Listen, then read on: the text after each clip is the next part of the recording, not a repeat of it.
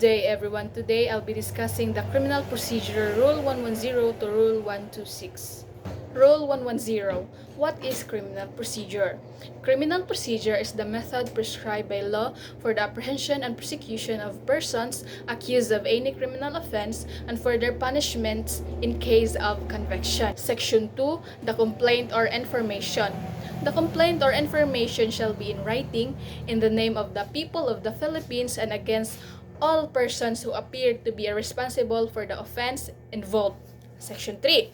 What is complaint? Complaint is a sworn written statement charging a person with an offense subscribed by the offended party, any peace officer, or other public officer charged with the enforcement of the law violated. Section 4. What is information? Information is an accusation in writing charging a person with an offense subscribed by the prosecutor and filed with the court. Section 5. Who must prosecute criminal actions? All criminal actions either commenced by complaint or by information shall be prosecuted under the direction and control of a public prosecutor. In case of heavy work schedule of the public prosecutor, in the event of lack of public prosecutors, the private prosecutor may be authorized in writing by the chief of the prosecution office or the regional state prosecutor to prosecute the case subject to the approval of the court. The offenses of seduction, abduction, and acts of lasciviousness or SAA shall not be prosecuted upon a complaint filed by the offended party or of her parents, grandparents, or guardian, nor in any case, if the offender has been expressly pardoned by any of them. If the offended party dies or becomes incapacitated before she can file the complaint and she has no known parents, grandparents, or guardian, the state shall initiate the criminal action in behalf or principle of parent patria. The offended party, even if a minor, has the right to initiate the prosecution of the offense of seduction, abduction, and act of lasciviousness, independently of her parents, grandparents, or guardian, unless she is incompetent or incapable of doing so. Where the offended party, who is a minor, fails to file the complaint, her parents, grandparents, or guardian may file the same. The right to file the action granted to parents, grandparents, or guardian shall be exclusive of all other persons and shall be exercised successively in the order herein provided, except as stated in the preceding paragraph. In case of incapacity, parens patria, sufficiency of complaint or informations, there are 6. Name of the accused, designation of the offense, cause of the accusation, place of the commission of the offense, date of the commission of the offense, and name of the offended party. Rule 111. Institution of criminal and civil actions. When criminal action is instituted, the civil action for the recovery of civil liability arising from the offense charged shall be deemed instituted with the criminal actions unless the offended party waives the civil action, reserves the right to institute it separately, or institute the civil action prior to the criminal action. So when a separated civil action is suspended, after the criminal action has been commenced, the separate civil action arising therefrom cannot be instituted until final judgment has been entered in the criminal action. When civil action may proceed independently, the independent civil action may be brought by the offended party. It shall proceed independently of the criminal action and shall require only a preponderance of evidence. In no case, however, may the offended party recover damages twice for the same act or omission charged in the criminal action. Rule 112. Preliminary investigation. When required, preliminary investigation is an inquiry or proceeding to determine whether there is sufficient ground to endanger a well-founded belief that a crime has been committed and the respondent is probably guilty thereof, and should be held for trial. Except as provided in the Section 7 of this rule, a preliminary investigation is required to be conducted before the filing of complaint or information for an offense where the penalty prescribed by the law is at least 4 years, 2 months, and 1 day without regard to the fine. Rule 113. Arrest. What is arrest? Arrest is the taking of the person into custody in order that he may be bound to answer for the commission of an offense. How arrest made? An arrest is made by an actual restraint of a person to be arrested or by his submission to the custody of the person making the arrest. No violence or unnecessary force shall be used in making an arrest. The person arrested shall not be subject to a greater restraint than is necessary for his detention. Arrest without warrant when lawful. In flagrante delicto, or caught in the act, had pursuit or personal knowledge, escape prisoner. Time of making arrest. An arrest may be made on any day at any time of the night or day. The Rule 114, bail. Bail. What is bail? Bail is the security given for the release of a person in custody of the law furnished by him or a badsman to guarantee of his appearance before any court as required under the conditions hereinafter specified. Bail may be given in the form of corporate surety, property bond, cash deposit, or recognizance. When is bail a matter of right? Exceptions. All persons in custody shall be admitted to bail as a matter of right, with the sufficient sureties are released under cognizance as prescribed by law or this rule. Before or after conviction by the Metropolitan Trial Court, Municipal Trial Court in cities, or Municipal Circuit Trial Court. Before conviction by the Regional Trial Court of an offense not punishable by death, reclusion perpetua, or life imprisonment. When is bail discretionary? Upon conviction by the Regional Trial Court of an offense not punishable by death, reclusion perpetua, or life imprisonment, admission to bail is discretionary.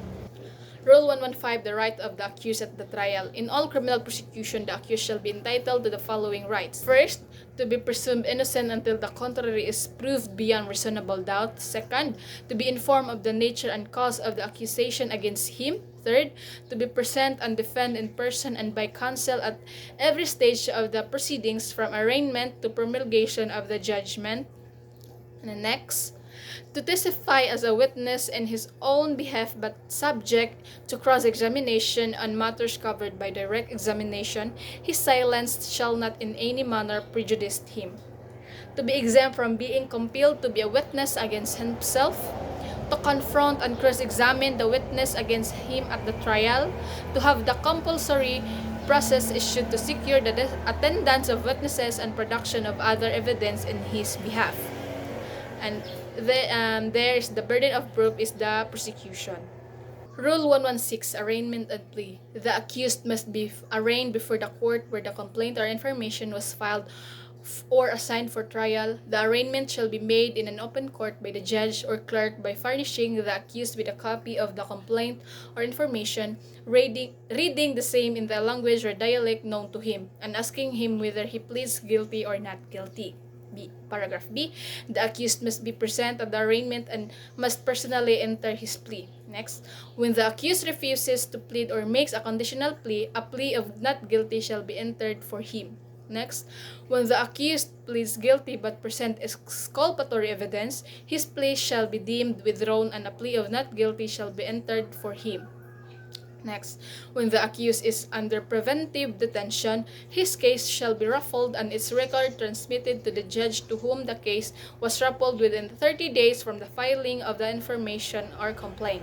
Next, the private offended party shall be required to appear of the arraignment for purposes of plea bargaining, the determination of civil liability, and other matters requiring his presence. Next, unless a shorter period is provided by special law or Supreme Court circular, the arraignment shall be held within 30 days from the date that the court acquires jurisdiction over the person of the accused. Note, plea of guilty to a lesser offense. Rule 117, motion to quash. Time to move to quash. At any time before entering his plea, the accused may be moved to quash the complaint or information. What are the grounds? The accused may move to quash the complaint or information on any of the following grounds. First, that the facts charged do not constitute an offense. Second, that the court trying the case has no jurisdiction over the offense charged. That the court trying the case has no jurisdiction over the person of the accused. That the officer who filed the information had no authority to do so. That does not confirm substantially to the prescribed form, that more than one offense is charged except when a single punishment for various offenses is prescribed by law or the pleasures, that the criminal action or liability has been extinguished, that it contains averments which, if true, would constitute a legal excuse of jurisdiction, and that the accused has been previously convicted or acquitted of the offense charged, or the case against him was dismissed or otherwise terminated without his express consent. Rule 118 Pre-trial. Pre-trial mandatory in criminal cases. In all criminal cases recognizable by the Sandigan Bayan Regional Court, Metropolitan Trial Court, Municipal Trial Court, in cities Municipal Trial Court, and Municipal Circuit Trial Court, the court shall, after the arraignment and within 30 days from the date the court acquires jurisdiction over the person of the accused, unless a shorter period is provided for in special laws or circular of the Supreme Court, order a pretrial conference to consider the following. First, plea bargaining. Second, stipulation of facts, marking for identification of evidence of the parties, waiver of objections to admissibility of evidence. Next, modification of the order of trial court if the accused admits the charge but interposes a lawful defense. Rule 119 Trial. Time to prepare for trial. Cross-examined by the part. After a plea of not guilty is entered, the accused shall have at least 15 days to prepare for trial. That trial shall commence within 30 days from the receipt of the pre-trial order. Continuous trial until terminated. Postponements. Trial once commenced shall continue from day to day as of are far practicable until terminated. It may be postponed for a reasonable period of time for good cause. The court shall, after conciliation with the prosecutor and defense counsel, set the case for continuous trial on weekly or other short item trial calendar at the earliest possible time to ensure speedy trial. Demurrer to evidence.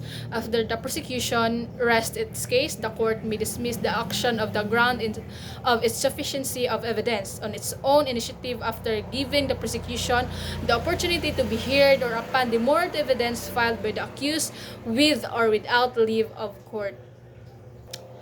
Rule 121 New trial or reconsideration. At any time before a judgment of conviction becomes final, the court may, on motion of the accused or at its own instance but with the consent of the accused, grant new trial or reconsiderations.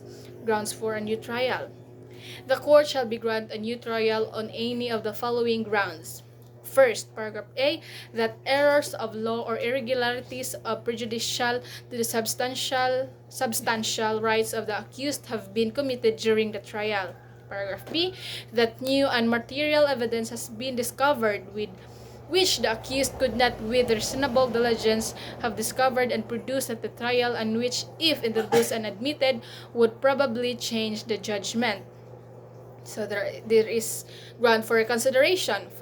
The court shall grant reconsideration on the ground of errors of law of fact in the judgment which requires no further proceedings. Rule 126 Search and seizure. Search warrant defined.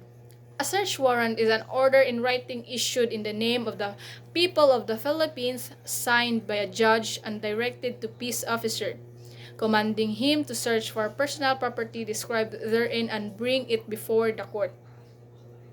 Court where application for search warrant shall be filed. An application for search warrant shall be filed with the following. Any court within whose territorial jurisdiction a crime was committed. Personal property to be seized. First, a search warrant may be issued for the search and seizure of personal property. Subject of the offense, stolen or embezzled and other proceeds or fruits of the offense, or used or intended to be used as the means of committing an offense.